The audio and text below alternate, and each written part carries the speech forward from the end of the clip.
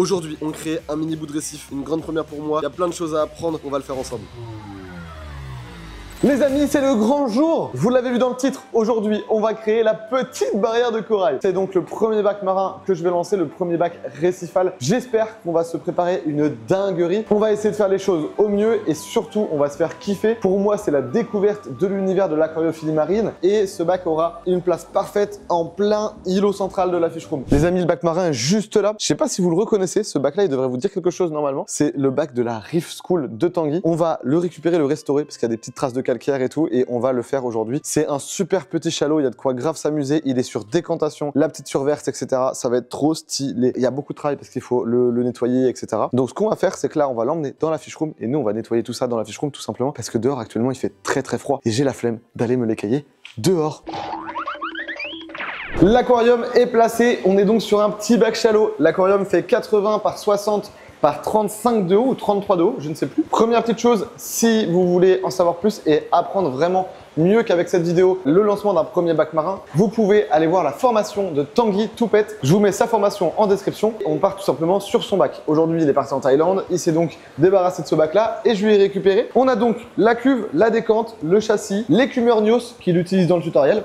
Donc on va venir le rééquiper aujourd'hui dans cet aquarium. Et pour le reste de la partie technique, j'ai été conseillé par Boris de Récifatome et Red Sea. Donc normalement, aujourd'hui, j'ai toutes les cartes en main pour qu'on puisse faire une mini barrière de corail dans cet aquarium. Je ne maîtrise pas le marin, donc vous pouvez donner vos avis, vos retours. Nous aujourd'hui, l'idée, c'est qu'on apprenne et qu'on monte ce bac dans les meilleures des conditions possibles. On avait emballé la décante pour le transport. Bon, maintenant, faut la déballer quoi. Oh là là, la décante, il y a un travail pour la nettoyer. Ça te rappelle pas quelque chose d'ailleurs? C'est le jour où le Neyman il était bloqué et qu'on a failli pas rentrer chez nous. Ah, il y a une backstory sur cet aquarium. Hein. Cet aquarium est revenu le jour où on est tombé en panne chez Tanguy lors des reptiliades. Donc ouais, c'était une sale histoire. Ah, il a vécu. Hein. C'est un bac récifal ou c'est un bac amazonien là? Il y a des feuilles de chêne pour faire les petits tanins. Je viens de vouloir enlever la petite réglette. Tout est parti avec, j'ai trop le seum.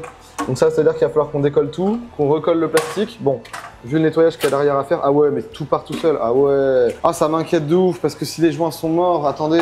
Bon, ça m'a l'air, bon, c'est juste ce truc-là, là. À mon avis, ça adhère mal sur le... Ouais, à mon avis, c'est que ça, le silicone qu'il a utilisé adhère mal sur le plastique. Mais c'est-à-dire que là, il y a un gros truc de nettoyage, parce qu'il va falloir déjà nettoyer tout ça, virer le silicone, remettre du silicone, réétanchéfier ça, enfin, remettre bien propre ça. Donc, comme d'hab, au cutter, on va venir enlever l'ancien silicone, parce que ça sert à rien de se garder une couche superflue. Le silicone, il n'y a plus une seule trace de silicone sur les vitres, on est nickel. Maintenant, il faut qu'on sorte la cuve, je pense, dehors finalement, parce qu'il y a quand même beaucoup de calcaire en fait sur toute cette zone-là. Et la décante, de toute manière, c'est pareil, il va falloir qu'on la lave. Il y a encore beaucoup de boulot sur la cuve, mais ça va être sympa, je pense.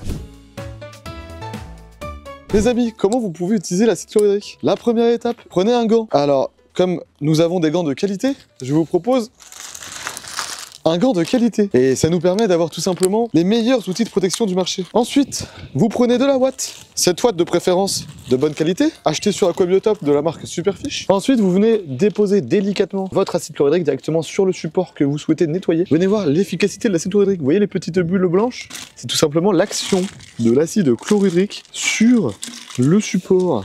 Tu veux pas aller plus vite, il fait froid là. Ah les amis, je sais pas, il fait 4 degrés dehors là, on est en train de jouer avec de l'eau, on fait mumuse, c'est marrant. Et en fait le problème c'est que dans ma région, 4 degrés dehors c'est très froid, parce qu'en fait il y a du vent. Ensuite vous prenez une lame de cutter et les grosses marques de calcaire comme on peut avoir ici, vous venez les enlever directement à la lame de cutter.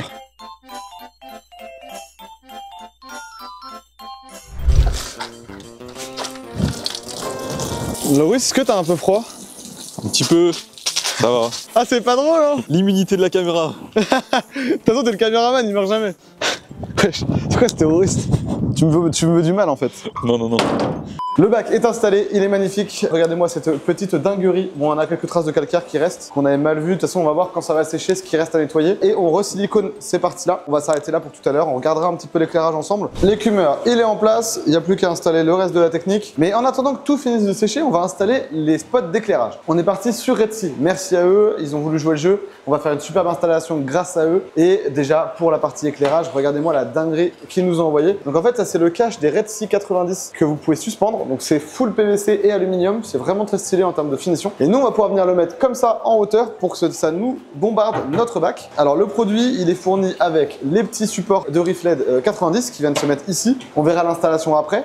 Là, on va se faire la fixation au plafond. Vous voyez, on est vraiment pas mal au niveau de la fixation. En fait, en gros, c'est un petit truc qui vient se visser là. Il y a 4 prises de câble. Ça, vous pouvez le régler. Donc, vous pouvez plus ou moins serrer pour régler la hauteur. Et de ce côté-là, vous avez un petit truc que vous pouvez venir dévisser. Donc là, il y a votre câble qui passe avec le petit stop du câble. Et ça, vous venez le visser dans le plafond. Et c'est ça, en fait, que vous avez à mettre. Ensuite, vous réglez avec ça. Et vous êtes bon. Donc c'est vraiment facile à régler, très simple, vraiment intuitif. Je suis super content du support. Franchement, je pense qu'on ne peut pas faire plus simple. Donc ce qu'on va faire nous, c'est qu'on va préparer la fixation au plafond. On va voir comment on va se débrouiller pour être à peu près droit. Et on se retrouve juste après. Les amis, on est parti pour mettre la première vis donc de la fixation.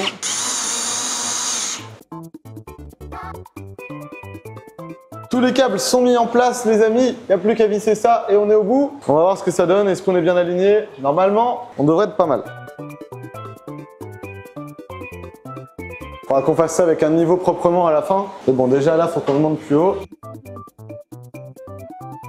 Quand vous avez ce support de rampe, vous avez tout ça qui est fourni avec. Vous allez pouvoir venir mettre le spot ici et deux petites vis à mettre juste là, dans la rainure qui est en haut. Alors vous pouvez venir régler donc la rampe comme vous voulez, le spot comme vous voulez. Et après, si vous le souhaitez également, on peut mettre des petites vis dans les rainures juste là. Maintenant, on va venir unboxer ensemble les éclairages. On va voir comment ils fonctionnent et tout. Pour l'instant, comme je l'ai dit en intro, j'ai jamais utilisé de matos marin, surtout pas de spot marin. Donc on va voir comment ça se connecte à l'application et tout. Normalement, ça devrait être plutôt bien. On a 2 Rifled 90 à mettre dans le support. Donc niveau éclairage, on est au top du top pour cet aquarium. Là, on est sur de la boîte de qualité, les amis. On a la petite notif Rifled juste au-dessus. Donc j'imagine le tutoriel d'installation, de connexion Wi-Fi, etc. On va le regarder juste après. Et à l'intérieur, on a tout est bien protégé avec du polystyrène dans tous les sens, clairement. Hop, hop, hop. Alors, on a juste ici le transfo, un bon gros transfo, un bien épais. On voit qu'il fait son poids, le câble, la prise bien sûr et le spot LED. Mais en termes de protection, au moins vous êtes sûr de ne pas avoir de dégâts sur les Rifled. Voilà donc le petit spot, le petit Rifled 90 qui va venir se poser juste là-haut. On va le brancher sur une multiprise à côté et le connecter en Wi-Fi. J'imagine que c'est mieux de le connecter avant de le poser dans sa position définitive. On va le brancher puis on va tester ça avec la notice. Bon, on vient de connecter le premier spot. Évidemment, les câbles vont pas rester comme ça, etc. Là, on est réglé en 100% blanc. Un coup qu'on est connecté, on peut setup d'abord un aquarium. Ensuite, on setup le matériel sur l'aquarium. Ensuite, vous avez vos différents appareils, ce qui est vraiment pas mal. On a simplement mis ce spot. On peut vraiment tout modifier dans l'application. La quantité de blanc, la quantité de bleu, le coucher de soleil. On peut venir régler les courbes en fait de chaque couleur, donc du blanc, du bleu, bleu, coucher de soleil, etc. On peut faire le cycle lunaire, etc. On a vraiment tout un détail. Rajouter des éclairs, etc. Des modes dédiés différents, du passage de nuages, etc. C'est vraiment pas mal. En fait, on peut vraiment tout faire et tout choisir depuis l'application. C'est le gros avantage de ces spots-là. Et en plus de ça, le niveau de finition avec le support de rampe et tout, ça fait vraiment bien. Donc je suis super content. Maintenant, il faudra voir comment on va faire pour passer les câbles. Red Sea a pensé à tout. Et en eau douce, je ne connaissais pas ça. En tout cas, les passe-câbles, c'est des trucs qu'on peut acheter pour d'autres choses, d'autres usages domestiques. Mais pour un usage aquariophile, c'est la première fois qu'on en a de fourni. Donc en fait, on a un passe-câble fourni pour faire bien lier les câbles proprement. Donc ça, c'est super cool aussi. On va venir mettre en place la deuxième, puis on va venir avancer sur l'installation du bac parce qu'il y a encore beaucoup de travail. Nous, le problème, c'est que j'ai pas envie de percer le plafond pour mettre toute l'électricité dans le plafond. Et donc, on va venir remettre ce petit câble vers là, hop, vers le mur. À terme, il y aura quelque chose contre ce mur, donc les transfos se verront même plus. Ce sera super. On est parti pour allumer le bac. Tous les câbles sont passés, mais c'est pas terminé au bout. Mais bon, on peut déjà les allumer. Attention, hop là. On attend que ça se connecte. Et la première, la deuxième, et voilà. Bien sûr, il va falloir qu'on équilibre le châssis pour le mettre pile poil au bon niveau. Le support suspendu et tout comme ça rend super bien vu qu'on est en îlot central. Il n'y a aucun câble apparent, donc ça va être vraiment sympa. Franchement, je suis super content. Bon, il y aura un câble qui va forcément être visible. Ce sera celui qui va être par terre, qui va longer là pour rejoindre le châssis. Bon, ça va être derrière, on va essayer de faire ça proprement, mais on n'aura pas le choix, bien sûr. Parce qu'on va pas faire passer dans le sol, on va pas péter le carrelage pour faire passer un câble. Mais par contre, ça fait super bien, je suis super content. Bon, en fait, on a les câbles qui passent du coup du châssis, toc toc toc dans le plafond, enfin au niveau du plafond comme ça. Et à la fin, ici, on vous prévoit un très gros projet. Donc pour l'instant, ils sont bien apparents, mais vous inquiétez pas, ça disparaîtra. Il nous reste plus que quelques petits trucs à faire. Donc le silicone ici pour mettre les réglettes de débordement, la partie de tuyauterie, le reste du matos dans la partie technique, les câbles management, et on va être pas mal. Franchement, l'éclairage, je suis trop content, c'était une grosse étape. Il n'y a plus qu'à faire la suite, mais franchement, le petit bout de chalot là, avec les spots comme ça, c'est nickel. J'ai fait plein de petites modifications pour le bac qui seront pas mal. Déjà, j'ai installé tout le système de peigne. Alors comme je vous l'avais expliqué, j'ai remis les plaques en PVC noir qu'il y avait avant, donc ils sont un peu griffés. De toute façon, ça se verra pas une fois que le bac sera rempli. Alors c'est un système de peigne ultra flow apparemment, fait pour avoir un meilleur débit. Donc en fait, on a un petit retour, on a une petite lèvre ici, et le peigne vient se mettre comme ça. Et en fait, du coup, l'eau peut vraiment passer partout, quoi. Apparemment, on a un meilleur débit avec ça. C'est ce que j'avais, donc c'est ce qu'on a mis. Également, j'ai commencé à préparer la partie électrique et la pompe doseuse. Je vais vous en parler juste après. Mais déjà, pour la partie électrique, j'ai passé une petite multiprise juste là. La rallonge va passer proprement ici. On fera les petits câbles propres. L'idée, c'est de voir le dessous, c'est de voir la décante. Moi, j'aime bien quand on voit un peu la technique. Électricité, on va venir la cacher dessous là pour les dernières prises, des trucs qui vont traîner pour pas qu'on les voit. Ici, je me suis embêté pas mal parce que je voulais mettre la pompe doseuse de face. C'est une pompe doseuse Red Sea. Elle est vraiment super belle. Je la trouve très jolie. En termes de matière, c'est un superbe, c'est vraiment un super plastique. J'ai fait un petit support en aluminium en fait derrière qui vient tenir la pompe sur le support. Parce que la pompe, en fait, vous pouvez tout simplement, vous avez un clip derrière qui vous permet de l'accrocher au mur. Pour connecter votre pompe doseuse Red Sea, vous pouvez aussi acheter tous les câbles de la Rive Dose. Donc en fait, à l'intérieur, vous allez retrouver un code couleur de 4 tuyaux, ce qui vont vous permettre de bien connecter la bonne couleur au bon tuyau. À savoir que la pompe doseuse Red Sea, elle a un énorme avantage par rapport à d'autres, c'est sa fiabilité et sa précision. C'est une pompe doseuse qui vient vraiment injecter les produits avec une précision très précise, à la différence des autres modèles. C'est une marque qui propose quand même des produits haut de gamme avec des finitions plutôt cool. Comme on peut le voir pour l'éclairage, etc. C'est vraiment du bon matos en termes de finition, etc. Il n'y a rien à dire. Ce que vous retrouverez dans la Complete Trip Care, les amis, c'est tout simplement ce petit manuel qui va vous permettre de savoir doser ces 4 produits dans la bonne quantité en fonction de votre aquarium. Donc récifal mixte, SPS dominant, etc. Et si vous voulez en savoir plus avant d'acheter, vous pouvez directement aller voir sur leur site. Vous aurez les infos sur le site de Red Sea, du dosage, etc. si ça convient à votre aquarium et si c'est un produit qui vous intéresse. Comment ça va se passer au niveau de la filtration? On va tout simplement boucher une des 2 descentes parce qu'on va avoir un débit d'environ 1000 à 1500 litres/heure et une descente en 32 suffira. En avoir 2, ça permet de diminuer le son que va faire la descente. Mais nous ici, c'est pas ce qu'on recherche. Mais par contre, on veut quelque chose d'esthétique et clairement avoir une canne qui renvoie l'eau dans le bac à part, ce sera pas joli. Alors que là, si on la met sur une des 2 entrées dans l'aquarium, on n'a rien qui ressort du cube de l'aquarium et ça, c'est plus joli. Donc, on fait la tuyauterie et on se retrouve pour vous montrer la petite idée que j'ai eue et je pense que ce sera pas mal. Les amis, on vient de faire la remontée, donc on a tout le système de tuyaux juste là. On est passé du 32 au 25, on est venu réduire la largeur du tuyau et donc elle connecte juste là, toc toc toc, et jusqu'à la pompe qui est juste là. Voilà, très simple, mais au moins ce sera super fonctionnel. Donc il me reste plus qu'à faire la descente. La descente, on va la faire demain parce qu'il me manque 2 coudes de 90 en 32 mm et puis on va être pas mal quoi. Les amis, on se retrouve dans un bac qui est presque monté. Tout n'est pas terminé, mais par contre dans l'ensemble, on peut faire le décor. Pourquoi on va faire le décor aujourd'hui? Parce que dans 2 jours, on doit aller récupérer les premiers coraux à mettre dans le bac chez Récifatome. C'est le seul créneau qu'on a trouvé. Je sais, c'est un peu short, mais c'était un peu compliqué. Donc, vu que dans 2 jours, il faut que tout soit peuplé. Nous, aujourd'hui, c'est bien si on peut le remplir et l'aménager.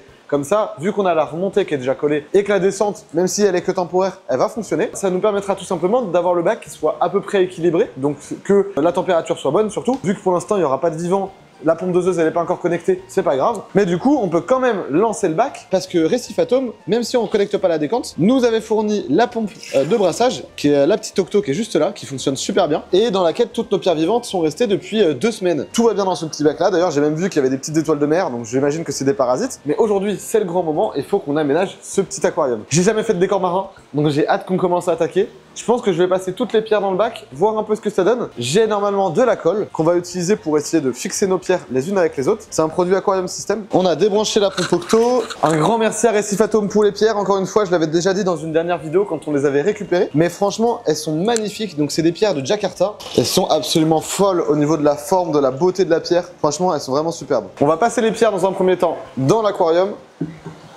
pour voir un peu ce que ça nous donne en volume. Vous connaissez l'importance que j'accorde au décor, donc vous savez que j'ai envie de faire un truc qui soit sympa. On va essayer de se chauffer, on va prendre le temps, franchement, de faire un beau décor, parce que je pense que si on part avec une belle base de pierre, avec un beau décor rocheux, on peut forcément avoir qu'un beau bac après. Oh là là, il y a des superbes pierres. Regardez-moi la pierre, comment elle est, tous les trous qu'elle a. Sous tous ces reliefs, sous tous ces profils, elle est super belle. Oh là là, pareil, cette pierre, elle est ouf. Regardez ce qu'il y a de bizarre là.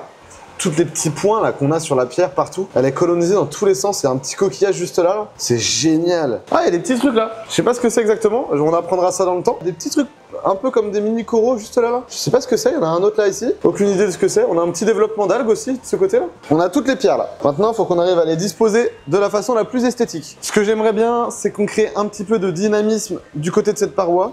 Donc c'est-à-dire qu'on lance un petit élan. On a une grosse pierre plate juste ici. Je pense que notre voûte, on va la créer avec ça. En plus, elle est superbe. C'est un super bilot. Si on arrivait à la fixer comme ça, avec un dessous, un petit vide là, ça pourrait être super joli.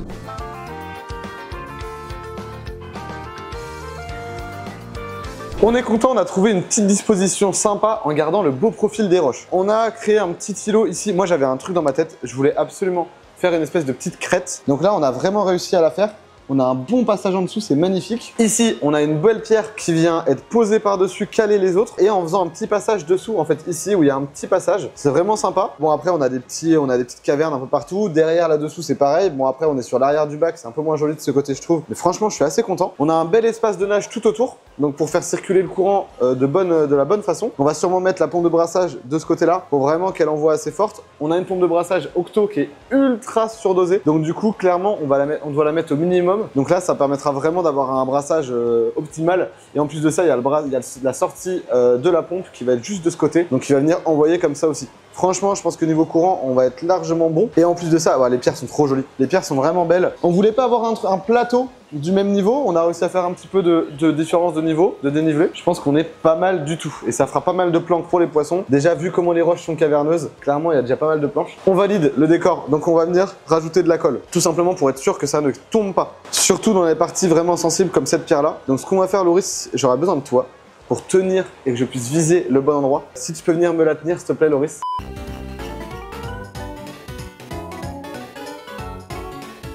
On vient de coller, on a attendu un peu que ça sèche. On a changé un petit truc du coup finalement. On a mis cette petite pierre juste ici pour que dessous l'eau puisse vachement bien circuler. Vu qu'il faut absolument que l'eau circule bien, on a modifié. Donc voilà, celle-ci on l'a passée là et dessous on a enlevé. Donc ça fait un peu vide dessous, mais au moins on est sûr que l'eau circule bien. Et du dessus, quand on se balade comme ça fait un super bilot rocheux. Et en plus, celle-ci, elle vient rajouter grave de détails ici, là, je suis trop content. Ça vient vraiment faire sympa. On a 40 litres d'eau salée qui était déjà avec les pierres. On va la prendre et la remettre dedans. Et ensuite, on va venir repréparer de l'eau dans ce récipient. Je mets de l'eau dès maintenant pour que nos pierres restent dans l'eau. Et comme ça, on va pouvoir remettre la pompe de brassage, le temps qu'on prépare le reste de l'eau osmosée, etc.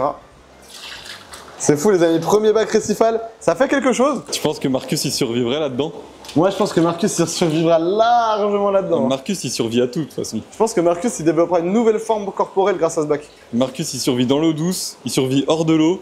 Maintenant il va falloir tester s'il survit dans le récifal. Avec les coraux et tout. Moi je pense qu'il vit large, hein. Il aura encore 15 bonnes années devant lui. Hein. Tu sais Loris. Non, jamais commandé d'eau du bain moi. On dirait l'eau du bain de Gab. Mais non, mais comment elle s'appelle? Je sais pas comment elle s'appelle. Rubinicara. Non, On dirait l'eau du bain de Rubinicara. Ah, ça, c'est de la rêve, ça. T'es un fin connaisseur, toi. Ça, c'est de la rêve. Tu connais les grands crus.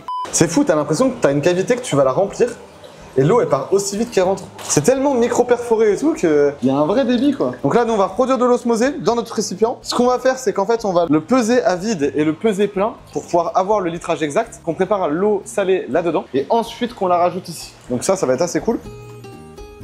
Le bac est ultra silencieux, l'éclairage est génial. Il nous reste des petits câbles à couper ici, mais sinon on est pas mal. Et la partie électrique a terminé. Donc là, je suis en train de mettre tous mes petits serflex pour connecter les câbles proprement et faire en sorte qu'on voit rien en fait de dessous. Enfin, en tout cas, qu'on n'ait pas des câbles partout non plus. Alors, on a notre petite pompe de brassage de ce côté qui nous envoie donc l'eau dans le bac. On a l'autre côté la canne de remontée qui nous renvoie donc avec un débit là pour l'instant, on a 3000 litres/heure à peu près. Donc vous voyez que ça envoie assez fort. Après, il n'y a pas de 3000 réels parce qu'on est sur un petit diamètre de 25 mm. Et ce qui est génial, c'est la technologie des peignes qui est 100% silencieuse. Donc l'eau, en fait, elle passe vraiment très très bien. Et il n'y a aucun bruit, quoi. Ça, c'est vraiment vraiment beau. L'écumeur, on l'a allumé, il n'est pas programmé pour l'instant, enfin il n'est pas réglé. On a le petit chauffage qui est juste là, qui est un chauffage Sitché. Donc du coup là, c'est les chauffages qu'on a sur la boutique qui sont vraiment bien en contactless, donc c'est en sans contact. Et bien sûr, en pompe de brassage, on a la pompe Octo de Recifatom. La pompe, elle est vraiment géniale en termes de fonctionnalité. Allez, je peux la bouger avec les mains, ça suit parfaitement. Elle est vraiment très très bien, on peut la tourner, on peut vraiment, voilà, c'est vraiment très cool. Donc là, il va falloir qu'on fasse passer le câble proprement, donc je vais venir le faire passer par là, pour moi, pour que ce soit esthétique. Donc là, je finis le câblage et les tuyaux, il restera plus qu'à régler les éclairages. On se retrouve demain chez Recifatom. Faut qu'on parte à 3 h du matin, ça va être speed de ouf. Les amis, on vient d'arriver à Recifatom. Merci à toi Boris. Déjà, merci. Grâce à toi, c'est grâce à toi aujourd'hui qu'on a pu faire le bac, qu'on en est là. Maintenant, j'ai fait le montage de mon côté. Tu vas pouvoir me donner ton avis sur ce que j'ai bien fait, ce que j'ai mal fait, ce qu'il faut que je modifie. Il y a forcément des trucs que j'ai à mon avis mal fait. Vu que on va regarder. Le premier bac, on va regarder tout ça ensemble. Pas de soucis. Bon allez, venez voir le magasin. On fera un tour du magasin en même temps parce qu'il est fou.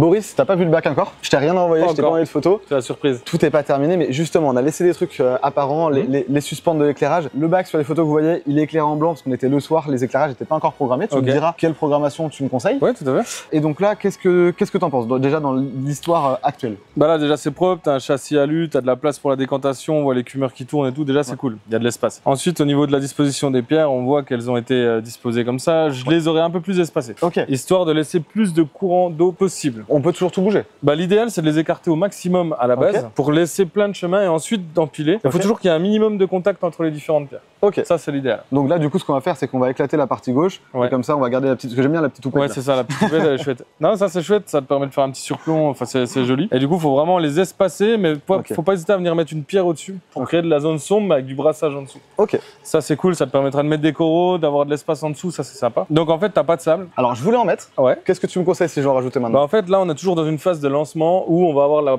le développement des biofilms, on va avoir des sédimentations, on va avoir des choses qui se créent. Donc, on conseille de pas mettre de sable les 2-3 premiers mois. Ok. Encore que si tu veux mettre du sable vivant, on peut. Ouais, bon, après, si on doit attendre 3 mois, franchement, on va faire les choses bien dans l'ordre et c'est parfait. Donc, les LED, les reflets de Red Sea, clairement, il faut que tu les règles sur du 90% de bleu. Le 10% de blanc, t'es pas obligé. Nous, voilà, chez Red Sea, l'équilibre est bien fait au niveau du pourcentage bleu-blanc. Donc, je trouve que c'est agréable à regarder. Nous, on les règle sur 22 000 Kelvin. Ok, 22 000. Tu peux faire un pic le matin si tu veux avec un peu plus de blanc. Ok. Tu éclaires au moins 12 heures. 12 heures par jour? Ouais, voilà. Ok, d'accord. Ah oui, c'est beaucoup plus long quand on a comme eau douce. De toute façon, tu peux pas dépasser 12 heures chez Red Sea, il me semble que ça bloque. Non, ça bloque automatiquement, ouais. Donc, sur un lancement de bac comme ça, à partir du moment où on est sûr qu'on a passé le pic de nitrite, là, c'est le cas, parce que les pierres sont acclimatées, il y a aussi des pierres qui sont ensemencées, qui sont recréées. Alors, on a des pierres donc de Jakarta et des pierres ensemencées que tu proposes, qu'on verra tout à l'heure. Exactement. Et donc là, on a un bon mix de pierres. Les pierres, elles étaient déjà chez moi depuis le vivarium, donc depuis quelques semaines. Nous, on les a déjà acclimatées. Elles étaient acclimatées chez toi. Les ensemencées, c'était déjà ensemencé. Tu les as repris, elles ont toujours voyagé. Et là, tu les remets. Donc là, tu es sûr que ton pic de nitrite, il va exister, il va être minime.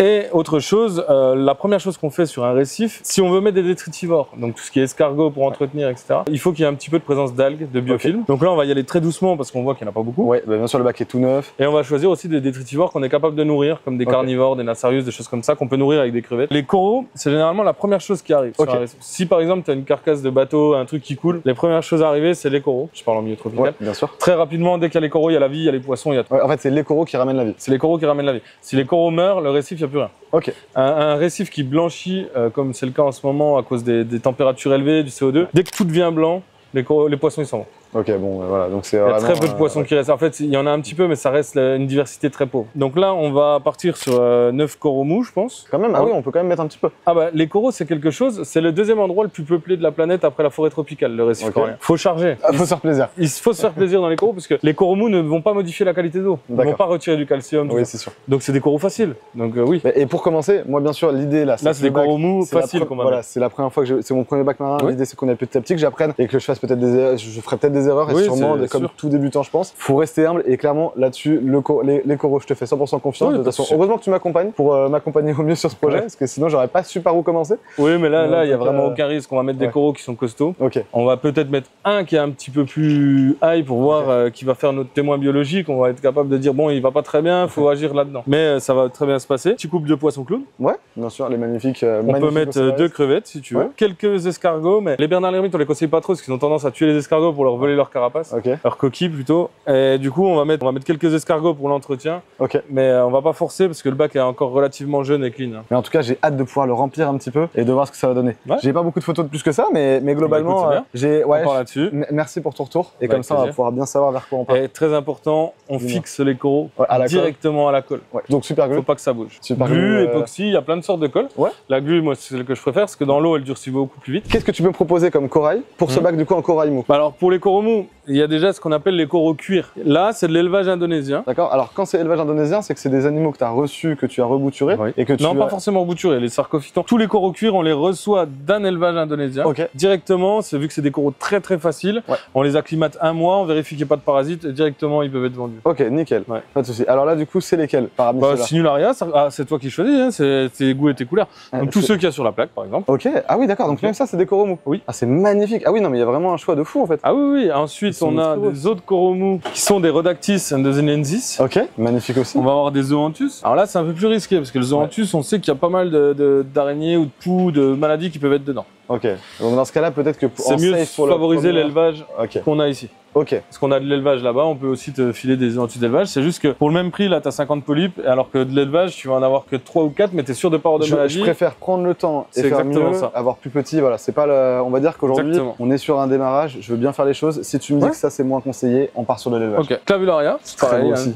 C'est tout de l'élevage, ce qu'on voit. C'est juste que l'élevage en pleine mer des zoanthus est plus risqué. Voilà, c'est ça, ok. Donc là, c'est de l'élevage en pleine mer aussi. C'est tout de l'élevage en pleine mer. Ok. Tout ce que tu veux. Tous les coraux mous, là, c'est pareil sur les zoanthus.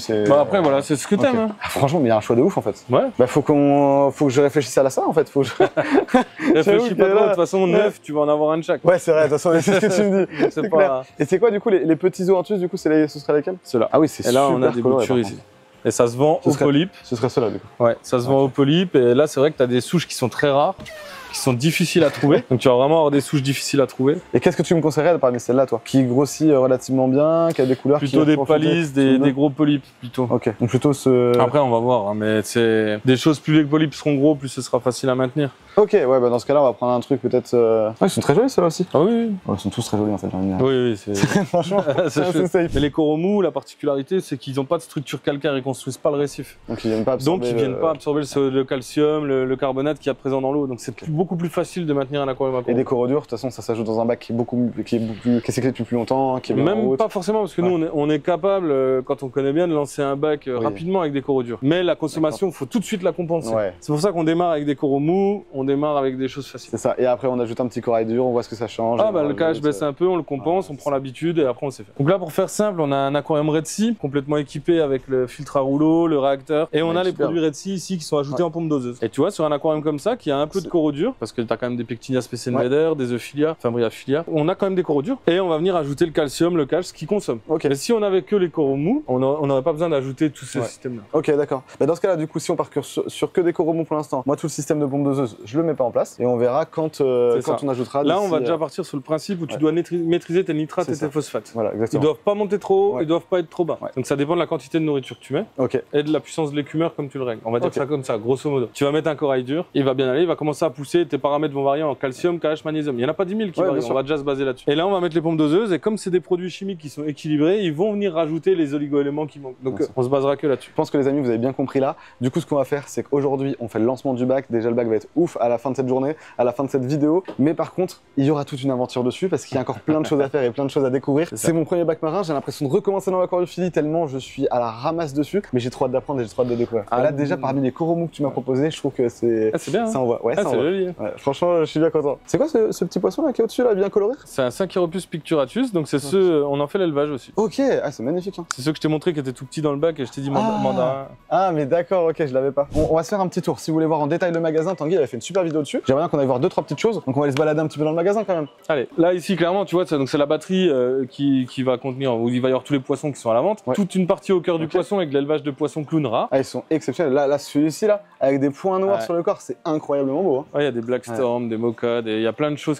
Tu me sors des noms, j'ai aucune connaissance, ça me tue. Des Mocha, des Blacks, quelque chose. Ça reste des poissons clowns dans tous les cas, hein. C'est juste des sélections de patronymes quoi. Ouais. Ah, c'est superbe. Ah là, juste ici, c'est quoi ça aussi? Filamenthosus? Filamenthosus, ouais. C'est très joli ça. Hein. Ah, c'est très joli aussi ça comme là. Oui, t'as plein de poissons qui sont super chouettes, qui vont. Et alors là, pour le coup, ça c'est pas d'élevage parce que c'est pas encore reproduit. Bien sûr, ouais, bon, ça, bien sûr, on peut pas tout avoir. L'idée, c'est que petit à petit, ça va se faire. Après, c'est relativement récent la reproduction de poissons marins. Ça fait une vingtaine d'années, donc c'est quand même assez récent. Et il faut avancer petit à petit. Mais du coup, là, donc en gros, si je récapitule toute cette partie-là, donc là, t'as tous les jeunes que t'as élevés, enfin, une partie des espèces. Là, c'est une partie des poissons qu'on élève, par exemple, les Friedmani, donc qui sont des poissons violets, qui plaisent vraiment beaucoup, qui sont super chouettes. Ils ont des couleurs très sympas. Hein. Ouais, on les maintient là, ils sont par 300. Les petits codernés aussi en dessous, du coup, c'est des poissons que vous avez élevés. On les achète à un éleveur, ouais. Ouais, voilà. Okay. Parce que les codernés, c'est des poissons qui sont bien élevés quand même en captivité. C'était un des premiers poissons à être complètement protégé parce qu'il allait s'éteindre mondialement. Ah oui, donc l'élevage s'est bien développé. Ok.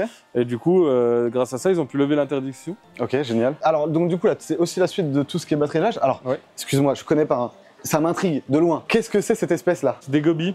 C'est des gobies. Ouais. C'est exceptionnel. La coloration, elle est folle. Ouais. Ça, c'est jouable ou pas dans un bac comme ce qu'on a ou pas? Ce type de poisson, ce type Oui, de oui. gobies. En soi, le poisson en lui-même, il est super cool. Il est serpentiforme, donc ça fait flipper plein de gens.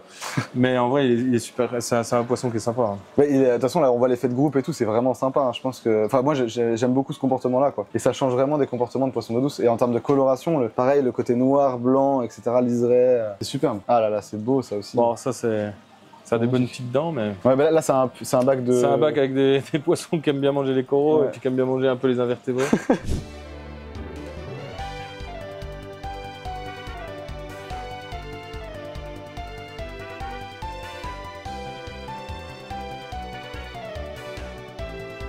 Bon, là, on était sur l'endroit où on était tout à l'heure, quoi. Avec Toujours branché sur la batterie poisson. Tout est relié ensemble. Oui, c'est ce que tu me disais. Ouais, sur cette partie-là, tout est relié ensemble. Donc ça veut dire que la qualité, en fait, ce qui se passe, c'est qu'il y a pas mal de poissons qui sont traités au cuivre et ça tue les coraux. Okay. Donc c'est quelque chose qu'il faut éviter aussi parce que ça fait des résistances sur les maladies. Du coup, nous, c'est une preuve qu'il n'y a pas de cuivre dans nos structures. Quoi. Oui, voilà, c'est ça. Ouais. Là, on passe sur le gros du bébé, j'ai envie de dire. Une grosse partie, ouais, tout à fait. Tout à fait. Bah là, clairement, c'est une bonne. C'est le magasin de bonbons, j'aime bien dire ça. Là, c'est la partie bouturage, la partie des tables. Ouais, il y a de la couleur. Hein. Il y a de la couleur de partout, quoi. Est-ce que tu as une petite pépite à nous montrer là-dedans par rapport à ceux que tu as ici? Ouais, il y en a une, il y en a plusieurs. Ouais, j'imagine qu'il y en a plein. Mais si tu veux en choisir une. Les acroporas. Ouais.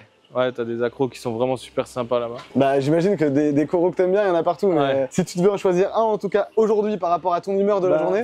Honnêtement, ce serait le Montipora digitata grafted, le rouge et vert. Je serais bien reparti sur l'acropora Rainbow Splice, tu vois. Ouais. Mais là, pour le coup, le grafted comme ça, et on l'a en autre pièce ici. Okay. On en a un là et on en a un ici. Ah, celui qui est là-bas, c'est lequel du coup ici? C'est le digitata, donc celui qui est grand et qui est rouge et vert. Ok, et il n'a pas du tout le même aspect que l'autre côté. Il n'a pas le même aspect parce que là-bas on l'éclaire beaucoup plus fort pour voir sa réponse à la croissance. Ok. Et du coup il est un peu plus clair. Ok. Et il va pousser un peu plus vite là-bas. Donc là on est en train de tester ça, mais c'est déjà une souche qui est d'élevage depuis longtemps. Hein, ouais, ok. Alors nous, celle-là on l'a peut-être depuis 8 mois, mais la réalité c'est qu'elle est d'élevage depuis quasiment 15 ans. Ouais. Ok, ouais, donc en fait c'est des souches que vous très difficile à avoir. Ouais, voilà. Okay, okay. Bon, ouais, maintenant on est capable de produire, donc ça c'est bien. Ouais, non, c'est un truc de fou. On n'a pas fait le tour de tous les coraux, mais quand tu imagines que là c'est que des coraux durs d'élevage, des ultras du coup, c'est ce qu'on appelle les coraux les plus sélectionnés en fait en gros. C'est ça. Les ultras, c'est vraiment des coraux qui sont sélectionnés, enfin sur 1000 coraux, il y en a un vraiment qui va être ultra coloré. Ouais.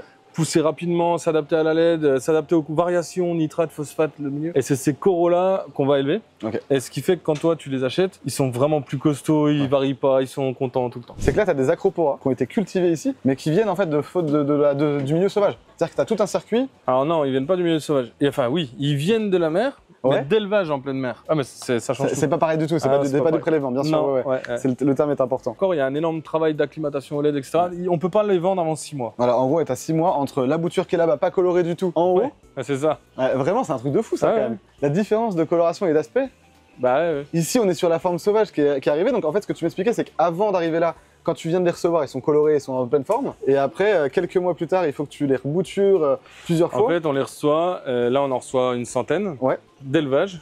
Mais du milieu naturel. Voilà, c'est d'élevage sur des tables dans l'eau. On les reçoit et là, il y en a vraiment 90% qui vont passer cette étape. On va les traiter au moins 3 ou 4 fois pour enlever tous les parasites. Parce que dans le milieu naturel, ils se développent pas parce qu'il y a des prédateurs. Ici, dans le milieu artificiel, on les a pas. On va déjà les bouturer, arriver une fois ici. Ensuite, on les rebouture, ils arrivent là. Okay. Là, il y a encore une étape où déjà, ils ont commencé à changer de couleur. Ils ont commencé à changer de couleur et on voit les couleurs qui arrivent. Et après, on les passe là-bas dans la dernière étape où là, vraiment, on a de la couleur. Ah ouais, là, ça change. Là, on arrive sur des acroporas qui reviennent vraiment avec une coloration. Exactement, c'est ça. Donc là, on est sur de la couleur. On est vraiment sur des prix attractifs parce que toute la base a poussé en Indo et ça permet de sortir des boutures vraiment intéressantes. Mais tu as aussi un bac qui est lancé depuis pas très longtemps, 10 mois, tu me disais? 10 mois. Qui est assez fou. Alors, je disais tout à l'heure qu'il faisait 6 mètres. Mais non, tu me dis que du coup, tu fais 5. Ah, voilà. Ok, autant pour moi. Du coup, c'est du 5 par 1 mètre par 1 mètre. Pas tout à fait 5,90, enfin 5,90, 90, je crois. Ok, ouais, donc ça fait. Ouais, je saurais pas te dire le litrage exact. De tête comme ça va aller un peu trop vite. Non, de toute façon, en tout, le système fait quasiment 7 mètres cubes. Ouais, avec le système qui est derrière. Avec le système derrière. derrière, lui, il doit faire 4000 un peu, à peu près. Ouais, c'est magnifique, hein. En 5 mètres de long, quand même, ça claque. Et c'est un bac qui est relativement jeune, du coup, dis-moi. C'est un bac qui est relativement jeune et qui consomme très peu par rapport à la taille. En réalité, il est branché sur un système derrière où il y a juste un écumeur, une petite pompe doseuse, un filtre à rouleau. Ok. Un filtre à algues inversé, mais qui consomme que 50 watts, donc c'est pas grand chose. Et si tu vois, il y a 6 lumières de 160 watts, des reflets de 160. Ouais. Et c'est très peu de se dire, on éclaire 1000 watts seulement la journée pour un bac de 5 mètres. Ouais, c'est que dalle. Ouais, c'est Par vraiment... rapport à ce qu'on entend, en tout cas, c'est vraiment ridicule. Et pourtant, on a une très bonne croissance, de la couleur. Quand tu vois la taille des coraux, tu me disais, dis-moi, Ouais. ce corail-là, j'entends souvent que le corail double de taille tous les ans. Non, heureusement là, pour nous, ça pousse plus vite. Voilà, ouais, c'est ça. Mais il y a Parce des que quand espèces, on oui, voit- il y a des espèces, c'est vrai. Certainement, mais en Ouais. tout cas, quand on voit l'aspect sur celui-ci, c'est que des coraux durs quasiment que tu as ici. T'as un peu de mou, mais. Il y a quelques mous sur cette pierre, mais sinon, c'est du... Oui, donc globalement, c'est du dur. Ouais, c'est ça. C'est ça. Devant ce bac-là, Boris, est-ce que ça t'arrive de venir juste te mettre une chaise là, te poser et regarder ça? Et est-ce que t'as encore des bacs chez toi? Alors moi, j'ai plus d'aquarium chez moi. Ouais, Tout simplement parce qu'il y en a trop ici. Ouais. Automatiquement, je le comprends bien. la difficulté quand t'es chez toi, t'as jamais le matériel que t'as au boulot. Exactement, mais bien sûr. Ici, on a tout. On a besoin de n'importe quoi, t'as vu la réserve. Bah, heureusement. Donc, on a vraiment tout sous la main. Et après, on se pose de temps en temps, mais réellement, on prend pas assez le temps de le faire. Ouais. Autant au milieu des tables, franchement- là-bas, j'y vais souvent. Ouais. Ici, pas encore. J'attends qu'ils deviennent un peu plus, Ah, franchement, déjà, ça un peu claque quand plus même. impressionnants. Déjà, ça claque. On leur donne à manger? Allez, franchement, go, c'est parti. Alors, qu'est-ce que tu leur donnes là ici? Alors là, c'est un mélange, il y a des flocons Océan Nutrition, Ok. avec un peu de krill et d'artémia. Ah, les flaves, ils sont direct dessus. Hein. Ils sont tous dessus. Et les coraux vont venir capter les petites particules qui vont venir.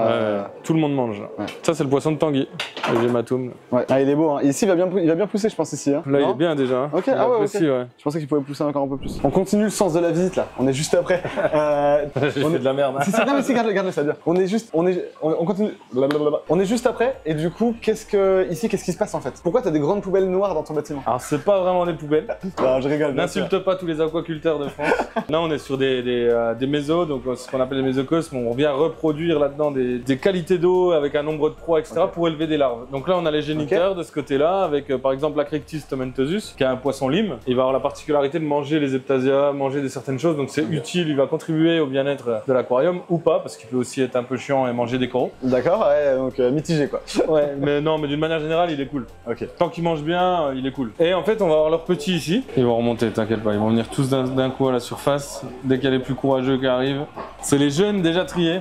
Parce Ok. qu'on n'en a pas laissé beaucoup. Ah c'est que là vous avez sélectionné les jeunes parmi la quantité qu'il y a. Alors, sélectionnés, non. Non pas Mais on en a trié, laissé 1000, quoi. Ouais. Ah ouais d'accord. Ok. 1000 là. En tout, il y en a eu, sur une seule ponte, il y en a eu 5600. 5600 sur une seule ponte, ça c'est Estimé, on pense qu'il y a plus un peu, mais Ouais, voilà. franchement vu la Enfin, visibilité. compté, il y en a 4000. Oui voilà ok. Et là, théoriquement, il en reste 1600, mais je pense qu'il y en a Ouais, plus. il y en a plus que 1600. Ouais. Ah c'est certain. Mais c'est Donc c'est vraiment, ouais, les pompes de Tomentosus, c'est massif. tes larves elles sont déjà un peu plus grosses. Ouais. Mais t'as une autre salle dans laquelle tu Ouais. t'élèves aussi d'autres choses. Est-ce qu'on peut aller voir ça? C'est la Ouais. salle un peu secrète. On se téléporte.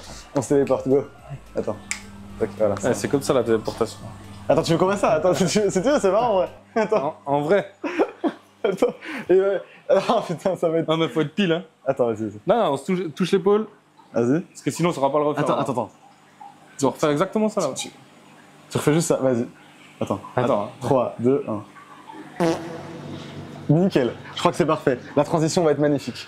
Attends, bah, je suis trop. Mais pourquoi j'ai dit Je ça? sais pas, j'ai pas compris. Moi, T'as tout niqué. En fait, j'étais content de la scène, tu vois, la scène avec le Ouais, mal. mais du coup, ça a tout niqué. Mais oui, fallait que je te relance. Vas-y. Où est-ce qu'on se retrouve là du coup? Excuse-moi, j'ai pas eu le temps de voir où on était. Donc ici c'est une black room, donc à la base là on a allumé un peu les lumières. Tout est contrôlé ici, on est branché sur le 5 mètres. Le but c'est de contrôler la qualité d'eau, alors toutes les semaines par test ICP, donc c'est vraiment pointu. Avec tous Et les on va paramètres. contrôler la lumière, quantité de lumens, on va contrôler la quantité d'algues, tout est contrôlé ici. Et quel est l'intérêt de contrôler le nombre de lumens que t'envoies par exemple? En fait, en dessous de 50 lumens par exemple, ils vont avoir du mal à prédater. Au-dessus, ça peut les faire fuir et aller au fond. Ah ouais, Donc en fait, d'accord. il y a deux théories. Soit on fait un système en eau verte, Ok. donc on va verdir l'eau comme Comme ce que ici, tu vas avoir et ici, en ouais. fait on va créer l'opacité grâce à l'algue, Ok, à du phytoplancton de péno. Soit on va venir réduire la lumière pour les poissons clowns, ok. afin qu'ils aient pile, c'est ce qu'on appelle le black water, pour qu'ils aient pile Ouais, la quantité de lumière bonne pour eux. c'est dingue. Je pensais pas du tout qu'il y avait par contre ce niveau de précision sur l'élevage Si. des poissons clowns. Ah si si. Ah, c'est un truc de fou. J'imagine pas les nombres d'années qu'il y a dû avoir pour Ouais. connaître Trouver les bonnes valeurs. Ouais, Bah, l'automne production avec Alain Dudet a lancé ça en France en 2005 et c'était déjà quelqu'un qui faisait ça depuis des années. Ok. Donc on a un patrimoine en France qui est fort. Heureusement Alain Heureusement. partage énormément de choses. Ok. Donc ça, salut Alain. Ça permet vraiment d'avancer là-dessus. Et du coup après il y a quand même il y a plusieurs entreprises en France qui vivent de ça. C'est pas partout. Hein. Bah, c'est clair. Ouais, ouais, et puis ça fait pas mal d'entreprises. Après, je pense qu'en France, on a aussi ce côté où on a beaucoup aimé le poisson clown, et du coup, on a beaucoup cherché à en avoir, et peut-être même que la demande d'importation a été trop compliquée. Je sais pas, il y a peut-être eu une raison, non même pas, il n'y a pas eu de... C'est historique, ça va même au-delà de ça. La nomenclature des poissons en latin vient principalement de la France, pour le monde entier. C'est-à-dire même pour les coraux, c'était pichon, pour enfin, vraiment Denis Terre-Vert en poisson, etc. Il y a eu plein de choses de faites. Puis on parle pas de Monaco avec Cousteau et tout. Enfin, c'est vraiment, il y a eu plein de choses de faites. Et du coup, on avance. Enfin, par rapport à ça, on a vraiment un niveau qui est très élevé. Aux États-Unis, tu dis Amphiprion stellaris, ils te regardent, ils savent pas ce que c'est. C'est vrai à ce moment-là? Non, ils savent pas. Ah, c'est dingue. Pourtant, c'est des gens passionnés de ça. Et en fait, ils parlent qu'en nom commun. Lambda, nom commun. Ils parlent pas du tout en nom scientifique. C'est compliqué pour nous de se faire comprendre là-bas parce qu'on parle que en nom scientifique. Ce qui est normal pour un Français. Un Américain te dirait non. Le fait qu'on soit les premiers à avoir étudié les bons noms, à étudier la reproduction. L'Aquarium de Nancy a fait des reproductions mais dingues dans les années 70. On avait vraiment pas mal de choses. On se retrouve voilà, dans une génération entre guillemets d'éleveurs, d'aquaculteurs en France qui est très développée avec un transfert de connaissances de la part des plus anciens. Ça c'est top. Et là en fait j'ai l'impression que tous vos bacs sont déjà pleins alors que ça fait pas si longtemps que vous avez commencé la repro. Cette salle-là a 1 an et demi. Ah, c'est récent. Ouais, c'est assez récent. Mais c'est vrai que là, ça produit très bien. On est une équipe qui produit très bien et ça donne des bons résultats. De toute façon, t'es pas tout seul. Hein. Vous êtes combien aujourd'hui à travailler sur Récifatum? En tout, une quinzaine. On parle d'une boutique d'aquarium marin. On pense pas forcément qu'en France, on a une société si grosse et c'est important dans ce domaine. On se retrouve dans une partie dont les gens viennent pas souvent ici, j'imagine. Ah, ils peuvent pas venir ici. Qu'est-ce que... Alors, c'est le stockage, hein, ça se voit bien. Pourquoi t'as si grand de stockage? T'as combien de mètres carrés là? Stockage, là, il y a 650. 2 mètres carrés. Et clairement, c'est uniquement pour la vente en ligne de produits. On a toutes les marques Récifal déjà. On a des marques en plus qui font aussi de l'eau douce comme JBL, etc. De toute façon, vous êtes spécialisé Récifal. Hein. De toute façon, c'est aussi simple que ça. Donc, c'est vrai qu'effectivement, ça aide. Je vais te filer ça. Qu'est-ce que tu veux me filer là? C'est de la nourriture. Aliments enrichis à base de copépodes et de rotifères conçus pour répondre aux besoins énergétiques du produit SPS et de tous les planctonivores. Ça, c'est BA. Tu verras, c'est une marque qui va donc marque B, Zoo Plus, c'est ça? Non, BA. BA Zoo Plus, Ouais, BA, c'est B Aquaculture. Et en fait, c'est une marque italienne qui cartonne en Italie depuis quelques temps. Qui te permet justement de vendre des bactéries. Ils ont des bactéries, mais ils ont travaillé qu'avec des produits naturels. Ils vont aller toujours dans le plus haut de gamme qu'ils sont capables de faire. Génial. C'est cool. Et du coup, là, donc en fait, c'est la nourriture pour les eaux, pour les... T'as de la nourriture, t'as des dips, t'as des bactéries. Leur seul objectif, c'est de faire de la qualité. Et à l'heure actuelle, en Italie, ils cartonnent vraiment très fort. Génial. Et nous, on les a testés depuis 2 ans. On les a rencontrés il y a 2 ans. On a mis 2 ans à les référencer, à les avoir. Le but pour nous, c'était de dire, voilà, bon, ils ont des bons produits. Maintenant, il faut qu'on les teste, on les valide et après on les lance. On fait pas ça au hasard. Bien sûr, j'imagine. Les amis, j'ai hâte de tester ça alors. Allez. Alors, lesquels on va sélectionner, dis-moi? Avec des belles bandes? On prendra déjà un plus petit et un plus grand. Comme ça, au moins, tu auras directement. Donc là, c'est des formes, c'est des élevages tous les deux, c'est ça? Ouais. Là, sur du coup notre production à nous. Allez, moi, elle est magnifique.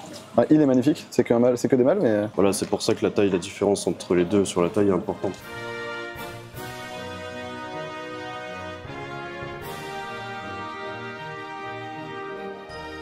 T'es en train de dire que je suis un nain, c'est ça? Les amis, regardez avec quoi on rentre. Merci Boris. Merci à l'équipe de Récifatum plutôt même. J'ai envie de dire, là il y a de quoi aménager le bac. Bon, maintenant il n'y a plus qu'à. On va faire ça tranquillement demain les amis, parce que ce soir on va rentrer, il va être tard déjà. Mais on a bien discuté, on a pris beaucoup de temps, plus de temps que prévu. Tu repars, il fait nuit. Ouais, c'est ça. Et je suis parti ce matin, il faisait nuit, je suis arrivé ici, il faisait juste jour. Et je repars quand il fait nuit et la route va être longue. Bon courage pour la route. En tout cas, merci d'être venu, c'est super. Tu vois, ça a permis de voir aussi, d'avoir en réel les coraux sous les yeux, de voir, c'est une autre approche. Tu vois, ça n'a rien à voir, vraiment rien à voir. Je vous encourage à venir nous voir. Clairement, les amis, si vous voulez vous rendre compte un peu, moi j'étais un peu réticent sur l'aquarium marin à la base. La première fois que j'ai eu un gros coup de cœur, c'est quand je vous ai vu à Vivarium l'année dernière avec les ultras que vous aviez et la coloration qu'il y avait. J'avais jamais vu ça. Et en fait, c'est ça un peu qui m'a hype, je vous avoue, à lancer un bac marin. Et quand on vient là, en fait, on comprend vraiment la beauté d'un aquarium marin, quoi. Entre la diversité de coraux, la diversité de formes, la diversité de choses qu'on peut faire, entre la composition, les coraux, etc. En fait, il y a vraiment de quoi s'amuser. C'est ça qui est dingue. Oui, l'aquarium marin, on peut s'amuser. On a du choix. Principalement d'élevage, sur les coraux c'est quasiment que ça. Du poisson de plus en plus, donc ça vaut le coup. Je pense que pour être convaincu, il faut venir sur place les amis, donc rendez-vous à Besançon. En plus vous faites des portes ouvertes je crois. Alors ça vient de passer il y a pas longtemps. Non, c'est en février généralement, et on le fait une fois tous les 2 ans. En vrai les amis, suivez les comptes Insta, je vous mets tout ça en description pour aller aux portes ouvertes, comme ça il y a quoi, vous préparez des petits trucs aux portes ouvertes j'imagine. Ouais, donc animation, des jeux, il y a à manger, il y a... Non, c'est... Ouais, donc février l'année prochaine, date à noter alors. Alors février, je sais pas si c'est cette année, enfin l'année qui vient ou l'année d'après, mais quoi qu'il arrive, il faut nous suivre sur les réseaux. On communique. On va mettre tout sur les réseaux les amis. Bon en tout cas merci beaucoup, on est reparti, on va pas traîner. Avec plaisir. Et puis nickel tu vois. Allez, c'est parti, les amis. Les amis, on est le lendemain, on vient de rentrer de chez Récif Atome. Alors, on va tout de suite peupler le bac, donc avec les poissons qu'il nous a sélectionnés, que vous avez vu qu'on a pêché ensemble. Pourquoi on peuple le bac maintenant? Franchement, c'est pas un truc qui est conseillé, c'est que niveau délai, on pouvait pas faire autrement, c'était un peu court. On a été obligé de faire comme ça. Les pierres, ça fait déjà plusieurs mois qu'elles sont ensemencées, donc on a des pierres réensemencées et surtout une grosse partie de Jakarta vivante. Donc forcément, ça aide énormément au niveau du cyclage, sachant qu'on a remis l'eau dans lesquelles étaient les pierres avant. Donc normalement, on est good. Même s'il y a un petit pic de pollution, normalement, ça devrait pas être trop violent. En tout cas, on va contrôler et suivre les paramètres. Franchement, si je dois vous conseiller, là, on va vite. Donc si vous voulez être safe, préférez attendre toujours 3 semaines, 1 mois avant de mettre quoi que ce soit dans l'aquarium. On est parti donc pour hop, nos petits poissons. Tout le monde va bien, j'ai déjà vérifié. Donc là, on a nos petits clowns. Donc là, il y en a un premier. On va relâcher tous nos animaux dans ce petit bocal pour faire l'acclimatation à l'intérieur. Alors, toc. Voilà. On a une petite crevette juste là. Alors, ce qu'on va faire, c'est que je vais mettre l'eau dans le bac. Voilà. Tu vas les appeler comment les clowns? Tu vas pas les appeler Nemo quand même? Non, je vais pas les appeler Nemo, mais il faut qu'on leur trouve un petit nom. Après, je sais pas ce qu'on va leur donner, mais on trouvera bien une bonne idée quand même. Les petits escargots, on en a 5 premiers ici. Voilà. Ok, bon, on va lancer l'acclimatation tout de suite. Il me reste 5 escargots à ajouter, mais on va pas perdre de temps. Alors, on va prendre un petit bol d'eau du bac et on vient lancer l'acclimatation tranquillement. Je vais aller nettoyer ce bac-là parce qu'on va mettre les coraux à l'intérieur en acclimatation. Parce que eux aussi, on va leur faire une acclimatation. Les coraux sont pas des plantes, c'est bien des animaux. Au même titre que les poissons. C'est pour ça qu'on va faire une acclimatation et qu'on va bien prendre le temps de faire les choses correctement. Pour le transport, ils nous les mettent avec un bloc de polystyrène dessus, ce qu'il y a juste là en fait du coup, pour qu'il flotte et qu'il soit à l'envers. Ça évite que pendant le transport, le corail vienne s'abîmer. On fait le même processus du coup, tous les coraux sont là. Donc on va venir lancer l'acclimatation. Hop là. Parfait. Ça va faire 10 minutes que les coraux et les poissons attendent. Bah du coup on va en profiter pour remettre un peu d'eau aux poissons. Voilà, et on va pouvoir attendre encore un petit peu. Pour les poissons on va les mettre à la fin, comme ça l'acclimatation elle aura pris plus de temps. Et pour les coraux, on va tout simplement commencer à les coller. Alors, on va y aller petit à petit. Donc ce qu'il faut qu'on fasse, c'est tout simplement prendre un corail. Alors on va prendre un truc dont je connais à peu près la structure. Ça, je vois à peu près à quoi ça va ressembler. Donc on va pouvoir se le placer, peut-être, ça va venir prendre du volume. Et je crois qu'il m'a dit qu'il aimait bien le courant. Donc plutôt du côté de la pente de brassage, on va peut-être le mettre de ce côté-là. Et je pense que genre un emplacement comme là, ça pourrait être pas mal. Ah non, parce que ici, on va peut-être mettre le brocoli. C'est à prendre de la place. Peut-être là, du coup, juste derrière la pompe, là, dans le petit trou, là. Je pense que c'est pas mal. Allez, on va tenter ça. On met de la colle, donc super glue en gel. Et là, normalement, on va attendre un petit peu. La colle devrait prendre. Est-ce qu'on mettrait pas le petit champignon par là? Je vais le poser là pour l'instant. Mais on va venir mettre le champignon. Oh non, ça fait pas joli. Hein. Ah là, c'est pas mal ça. Ok. Par contre, du coup, celui que je mettrais bien en haut, c'est celui-là. Il était magnifique dans leur bac, donc j'espère qu'il va venir pousser comme dans leur aquarium. Et ça, du coup, on va se le mettre où? Il n'y a pas grand-chose par là, peut-être par là. Hein. Ouais, là, ça me paraît pas mal. Parce que je crois que c'est pareil, c'est un corail qui aime bien le courant, ça aussi. De toute façon, si la position convient pas, on pourra toujours les rebouger. Donc ça, c'est pas la fin du monde. Hop, on va venir se le mettre de ce côté-là. Ah, il a clairement sa place ici. Hein. Ouais, ici, c'est nickel. On n'a rien dans l'îlot central, je crois, ici. Je mettrais bien ça. Ok. Ah ouais, déjà, les couleurs, là. On commence à avoir un peu de couleur. Le zoanthus, pour moi, le zoanthus, il est sacrément beau. Faut qu'on le mette à une zone, genre par là, au bout. Hein. On n'a rien sur cette pierre, la grosse là. Sur celle-ci? Ouais, les zoanthus, on peut le tenter là-bas. De toute façon, on sait pas comment ils vont pousser. Ouais, j'avoue, là c'est pas mal, ça passe. Le petit dernier. Ah, il est tombé, mon petit champi, faut que je le remette. Ah, il est trop beau celui-là. Non, faut qu'on le mette en hauteur, il est incroyable. Là, comme ça. Ouais, ici, il va être incroyable. De toute façon, on verra bien comment ça va prendre. Hein. Bon, les amis, c'est le grand moment. On va lancer les poissons. On va mettre les petits escargots. Donc là, il y a 2 espèces. Hop. Maintenant, on va prendre l'épuisette. Elle est un peu grande. On va faire autrement. Ok. Le premier. Il y a de la vie dans le bac. Magnifique. Hop là. Et on va lâcher le reste. Nos petites crevettes. Nos petits Nemo.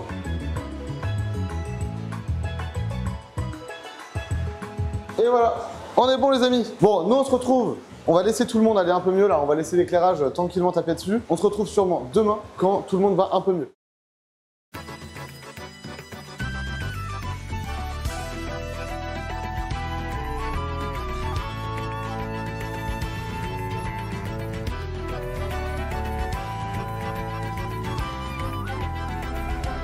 Les amis, on se retrouve en fin de vidéo devant notre petit bout de récif. Je suis trop content, ça va faire 1 mois que le bac est lancé, donc je vais vous en parler. Je vais vous dire ce qui s'est passé sur cet aquarium, qu'est-ce qui va bien. Globalement, tout va bien. Je suis extrêmement content. Ça va faire 1 mois qu'on a tourné les séquences que vous avez vues avant, donc du lancement réel du bac. On avait de la chance que le bac soit déjà cyclé, grâce à toutes nos roches, grâce à la préparation de l'eau. Du coup, ce qui s'est passé, c'est qu'on a eu un pic de nitrite. Donc c'est le pic de pollution lorsqu'on démarre un nouvel aquarium. Il y a aussi le cas en marin. Et donc ce pic de pollution a été très léger. Donc ça s'est super bien déroulé. On n'a rien perdu, que ce soit du côté des invertébrés ou de notre petit couple de clowns. Et bien sûr, le démarrage du bac aussi brusque. C'est vraiment créé parce qu'on n'a pas eu trop le choix au niveau des plannings, avec les fêtes qui arrivaient, etc.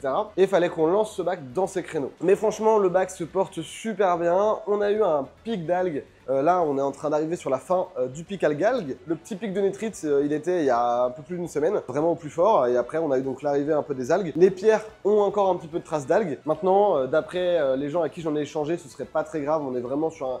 C'est assez léger à surveiller. Mais le principal, c'est que déjà tout se porte bien. Les coraux vont super bien.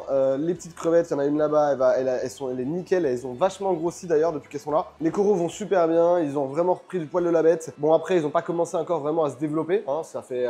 Le temps est trop court depuis le démarrage du bac. Mais déjà, ce qui est cool, c'est qu'ils se sont bien implantés. Ils se sont vraiment mis en place. Et ça, je kiffe bien. Notre couple de clowns, étant donné qu'il n'a pas d'anémone, ils ont choisi de se mettre vraiment dans le coin juste là de l'aquarium. Donc après, bon, bah, ils font leur petite vie dans le coin du bac. Ça se passe bien. C'est encore tout petit, hein, bien sûr. Donc on verra quand ils grandiront où est-ce qu'ils vont se placer. On m'a dit qu'ils iraient sûrement dans certains des coraux mous parce qu'ils ont tendance à en apprécier certains. Donc on verra bien ce que ça donne. Moi, j'aimerais bien qu'ils aillent se mettre quand même dans les coraux. Donc on verra ça d'ici quelques mois. De toute manière, les amis, c'est que le démarrage du bac et on est très loin d'avoir fini l'installation. Le bac va évoluer durant les prochains mois. Il y a plein de choses qui reviendront. On aura d'autres vidéos dédiées à ce sujet. C'est mon premier petit bout de récif. Laissez-moi apprendre, laissez-moi découvrir. Je ferai peut-être des erreurs. Pour l'instant, tout se passe bien et j'espère que ça continuera. En tout cas, on va tout faire pour que ça se passe bien. Alors, au niveau décante et filtration, la décante se vide assez rapidement avec l'évaporation. Donc, il faut vite faire de la complémentation régulière pour éviter d'avoir des grosses fluctuations de salinité. J'ai pas d'osmolateur installé. Je vois pas trop comment le setup dans cette décante. Donc, peut-être qu'on verra une évolution. Je sais pas. Franchement, j'ai pas d'idée pour l'instant. Peut-être mettre un réservoir en dessous, vous voyez, une caisse en plastique dans laquelle il y a une petite pompe qui vient renvoyer de l'eau avec un bouchon et tout. Peut-être qu'on pourrait faire un truc comme ça. Pour l'instant, c'est pas le cas. Je remets de l'eau à peu près une fois par semaine en petite quantité. Je dois mettre quelques litres à chaque fois. Donc la différence n'est pas énorme et je vérifie régulièrement la salinité, bien sûr. Vu que je commence juste, je vérifie tous les paras. Je le surveille bien, on nourrit pas trop, voilà, on fait vraiment les règles de base de l'aquariophilie. Ça reste un aquarium, même si les contrôles des paramètres sont pas les mêmes, les surveillances sont pas les mêmes, on reste sur le démarrage d'un nouveau bac, donc avec toutes les préconisations qu'on a à faire. L'éclairage exceptionnel, un immense merci à Redsi. Ils nous ont accompagnés sur le projet, ils nous ont fourni quand même beaucoup de matos, hein. On parle des éclairages, le petit cadre ici qui nous permet d'avoir un truc vraiment propre. Bien sûr, les contrôleurs seront cachés là-bas comme je vous l'avais expliqué. La partie pompe doseuse et puis produits pour les coraux durs qui arriveront bientôt, aussi très cool. N'hésitez pas à aller vous renseigner sur les Reef LED et sur ces éclairages qui sont vraiment cool. Le bac de 5 mètres par 1 mètre par 90, je crois, que fait le bac de Récif Atome, il est éclairé par seulement 5 Reef LED de ce type-là. Alors elles sont plus grosses, c'est la taille au-dessus. Mais donc vraiment, c'est des super LED pour les coraux. Après, j'ai pas le recul sur les années, on débute dans le marin. En tout cas, au moins, je suis sûr de partir avec du matos fiable et de qualité. Donc encore une fois, un immense merci à l'équipe Redsi pour l'accompagnement dans ce projet. Mais c'est pas les seuls sans qui ce projet n'aurait pas été réalisable. Bien sûr, un immense merci à Récif Atome, Boris. Un immense merci à toute l'équipe de Récif Atome de m'avoir accueilli, de m'avoir conseillé, de m'avoir accompagné sur ce projet. Vraiment un grand merci à eux. Et bien sûr, vous avez le site web en description où vous pouvez retrouver tous les coraux qui sont là. La petite pompe Octo, tout le matos Redsi est disponible chez eux aussi. Donc surtout, n'hésitez pas à aller voir. J'aimerais finir cette vidéo en vous souhaitant une très bonne année. Cette année, on la commence en fanfare avec le démarrage de cet aquarium. Merci à tous de nous suivre, de nous soutenir. Si vous n'étiez pas là, on n'aurait jamais pu faire ce petit projet et tous les autres projets qu'il y a autour. Il y a encore plein de projets qui vont venir. Comme vous le voyez derrière moi, il y a encore beaucoup de bordel. Donc ça veut dire qu'il y a des trucs qui arrivent. L'année 2025 va être une année charnière et très importante pour la chaîne YouTube et Aquabiotop. Donc un immense merci à tous ceux qui nous suivent. Il y a des très lourds, vous n'êtes pas prêts, qui arrivent normalement cette année. Merci d'être présents tous les samedis sur les vidéos. Vous avez été plus de 20 000 à vous abonner cette année sur la chaîne YouTube. Donc un immense merci à tous. Franchement, je sais pas si vous vous rendez compte. Bien sûr, j'ai la chance aujourd'hui d'avoir des super installations, d'avoir des animaux incroyables, d'avoir des opportunités réellement de privilèges. Et tout ça, c'est possible uniquement par la confiance que vous m'accordez. J'essaie de vous le rendre un maximum avec des projets un peu différents, plutôt cool, qu'on voit pas partout, comme le 14 000 litres, comme les projets avec les vétos, comme plein de trucs qu'on a allé visiter. Et c'est bien sûr pas du tout fini. Je vous prévois plein de choses, comme je l'ai dit, pour 2025. Et j'espère que vous serez encore là cette année. C'est certes beaucoup de travail, mais aujourd'hui, je peux vivre de ma passion. Et ça, c'est grâce à vous. Merci à vous tous. Merci à tous ceux qui m'ont accompagné sur ce petit projet. On se retrouvera samedi prochain pour une autre vidéo. N'oubliez pas de vous abonner, liker et partager. Et surtout, si vous voulez voir la suite de cet aquarium, n'oubliez pas de vous abonner parce qu'on en reparlera. Allez, à samedi prochain les amis.